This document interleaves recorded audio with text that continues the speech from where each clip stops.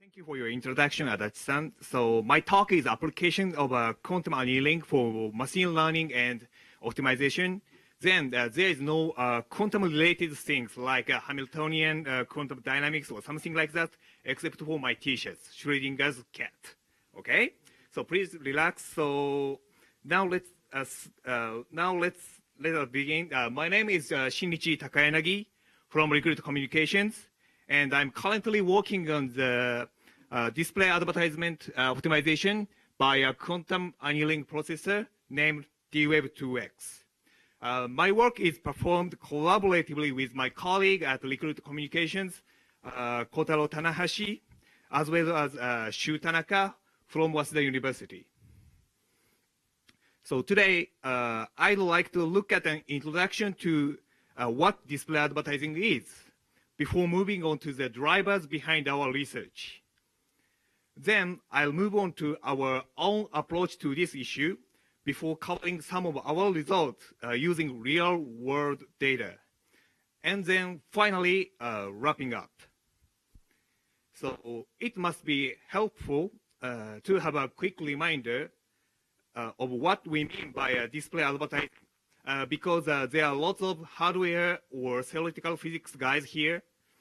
So essentially, display advertising can be considered as any form of advertising that appears on website with the goal of delivering a brand message. These can take many forms, with some more immersive than others, to provide interactive experiences. Ultimately, the goal of display advertising is to get a response from consumers that is brand positive for advertisers.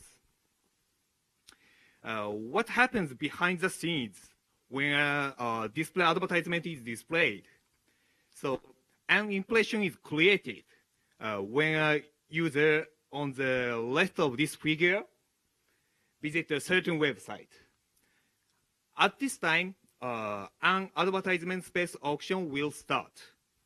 So otherwise known as real-time bidding, or simply RTB. Recently, this kind of auction is performed using a supply-side platform, commonly known as SSP, a management platform for publishers and medias. The SSP pull available information such as users' demographics, browsing history, location, or page content, and more from the browser and publishers. This information is transformed into an auction style via HTTP protocol. It is sent to bidders, I mean, in this case, advertiser, to enter the auction by sending out a bid request to the demand-side platform, or simply speaking, DSP. The DSP receives the bid request like this, and then responds with a bid on behalf of advertiser. The DSP with highest bid becomes the winner of this particular auction. Finally, the impression goes to the highest bidder, and their ad is served on the page to relevant consumers. This process is repeated for every ad slot on the page. And this kind of real-time bidding auction or transaction typically happens within 100 milliseconds from the moment the auction starts. So it is really high speed. This short introduction explains the process happening behind the scene of a given advertisement, allowing us to see how and why any individual consumer see any given advertisement. Ultimately, it is a combination of consumer demographic demands from the advertiser coupled with the highest bid suitable for each specific consumer. as you may already understand, this problem is essentially a combinatorial optimization problem between users and advertisement. It suggests that the possibility that quantum annealing is a suitable solution. This is our first motivation why we begin this research.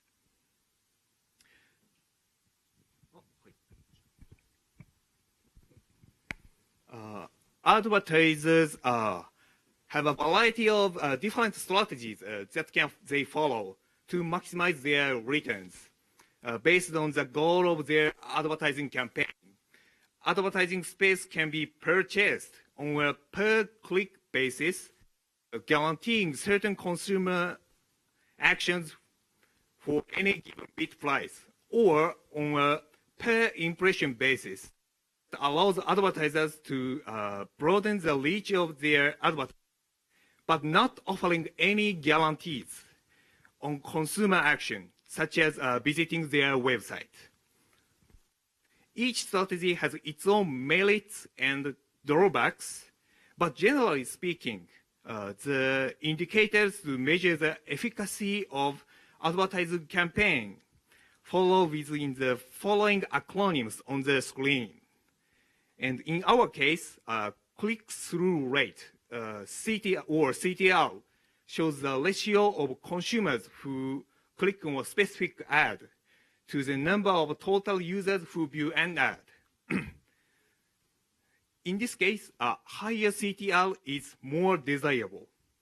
In our research, we would like to focus on CTR as a performance indicator. From an advertiser's standpoint, the higher CTR, the more desirable it is. And this can be achieved simply by showing the most relevant advertisement to individual potential consumers based on the characteristic of advertisement viewers. Machine learning tech is often used as a CTR prediction tool and has been one of the major success of machine learning in practical application. Most large IT companies spend a lot of time and effort on the research for better CTR prediction because of the market. This process can be demonstrated with the image on the screen. Oh, sorry. We collect user data, including user action logs, browsing history, and other relevant data. We then transform these data into matrix form to be easily read by machine learning. And each row corresponds to a certain user, and each column corresponds to a feature used by a machine learning. Then create a machine learning model for CTR prediction, and make a prediction about the potential for each viewer to click on the ad or not. These estimated CTR are used for bidding strategy as well as cross-selling high potential customers. So let us enter the main subject. Further to predicting CTR, another important aspect for advertisers is a concept known as budget pacing. Advertisers would ideally like to reach a wider range of viewers to spread their brand awareness.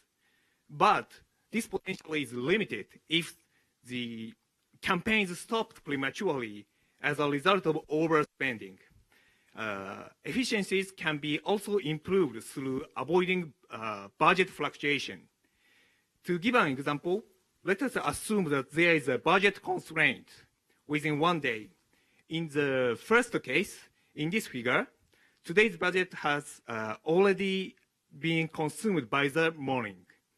Therefore, it is impossible to deliver advertisement to users who mainly access the internet in the afternoon.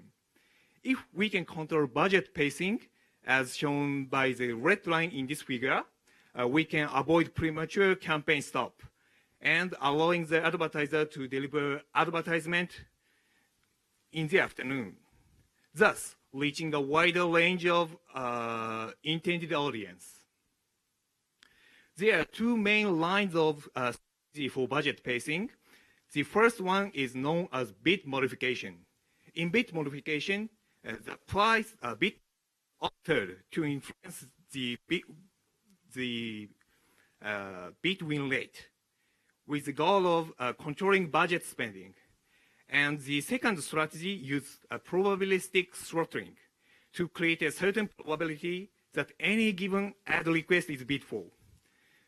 This strategy manages the pace at which adds a bid. However, we would like to propose a different way based on bipartite graph and inspired by our financial theory to control the entire campaign. Research strengthens existing research rather than replacing it.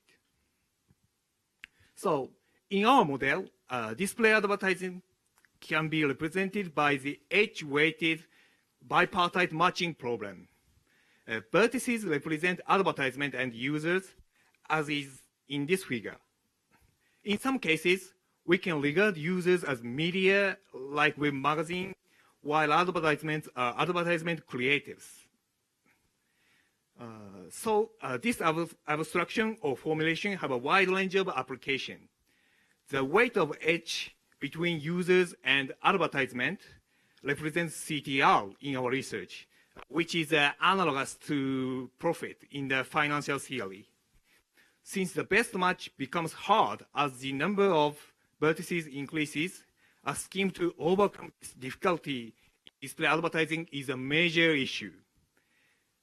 So we believe that quantum annealing is an efficient method for solving this problem. Our new approach for budget pacing is to control the variation rate of CTR. The purpose of our research is to find the best match, such that CTR is maximized while the variation rate of CTR is reduced. In this figure, the combination AD1 and AD2 has much smaller CTR variation than either AD1 or AD2 alone. It means that this combination can achieve more stable or predictable performance than individual as its own. So this problem can be formulated as such with the objective function described as QUBO.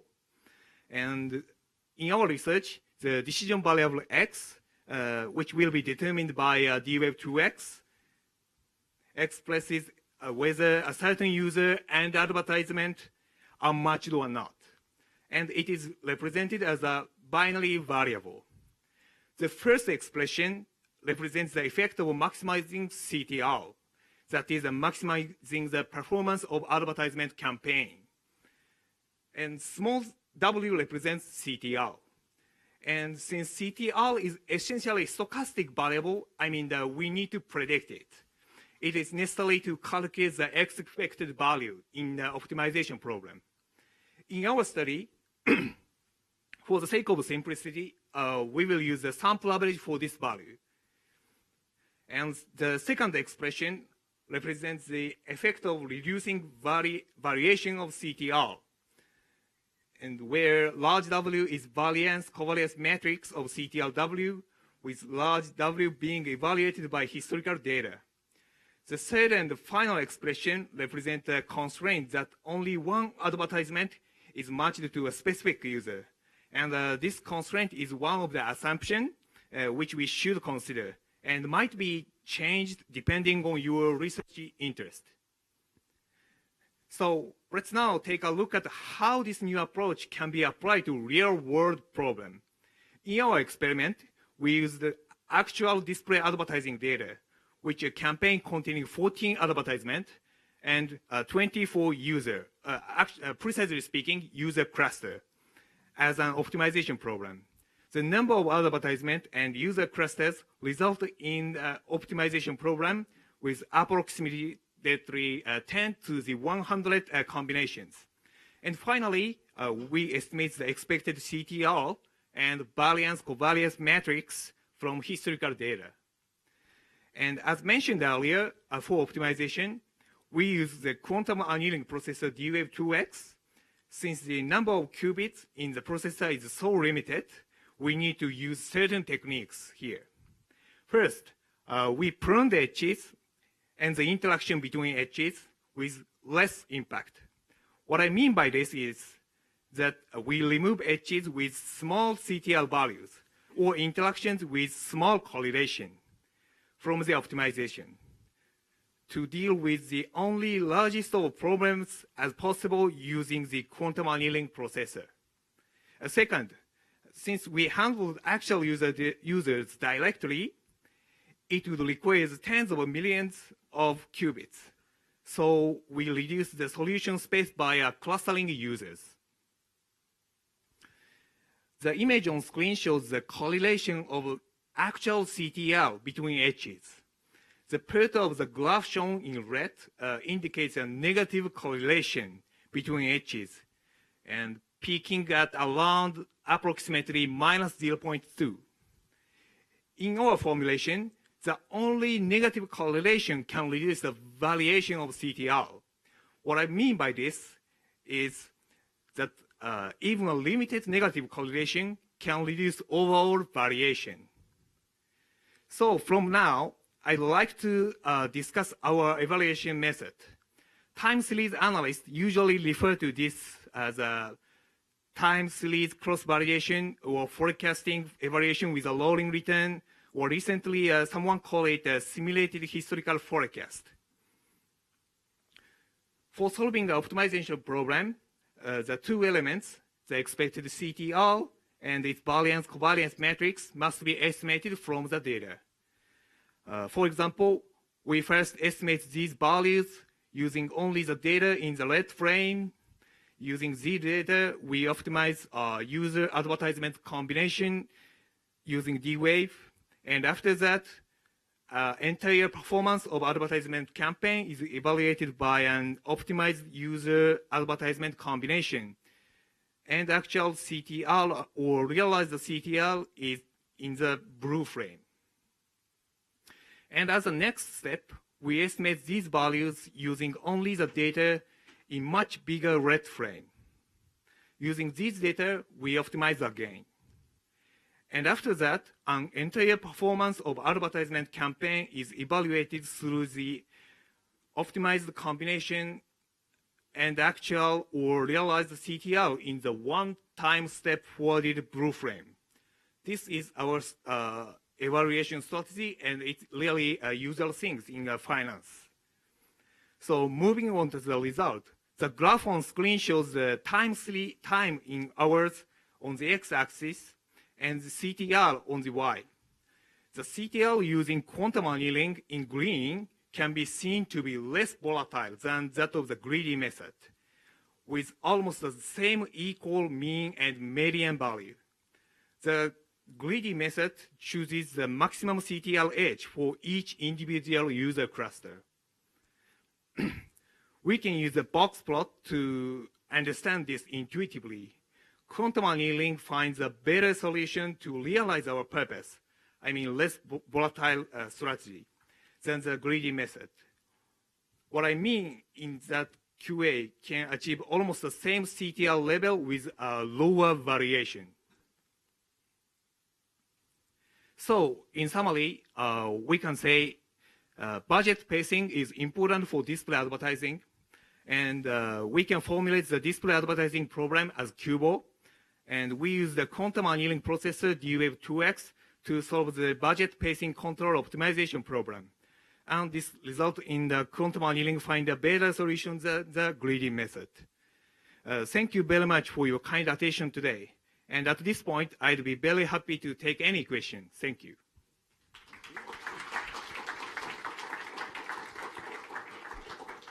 Thank you, Takayanagi-san. Any questions? Sorry, I left the room in the middle of your talk, so maybe you mentioned it. Did you embed the actual problem into the D-Wave machine, or you use the black box, D-Wave black box? Oh, you mean AQC? I embedded this problem into D-Wave? Yeah. For a chimera graph? Yes. So was it embeddable? You mean that? Oh, it is embeddable. I mean the. What was the overhead? I'm sorry? Overhead? Overhead. Overhead. It's higher than we expect, but it works well. Oh yes, we cut edges. A compiled version. Compound version, yes. Exactly.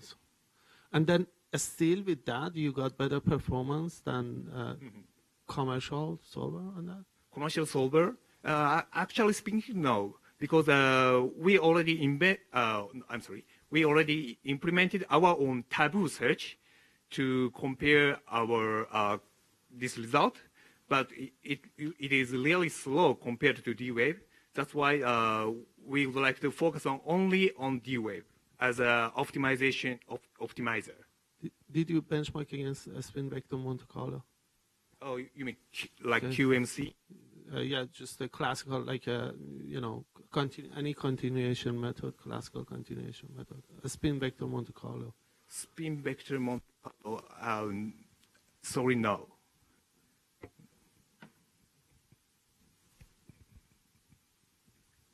Other questions?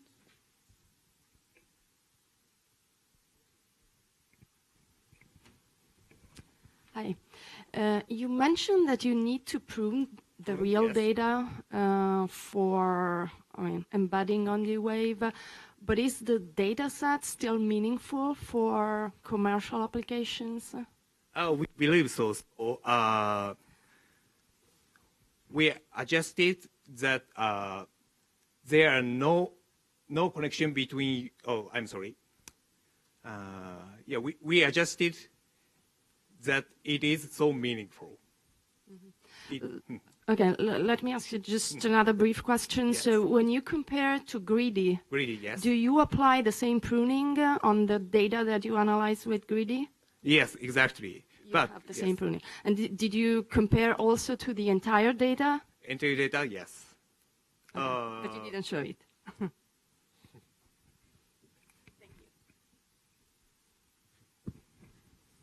Any other questions?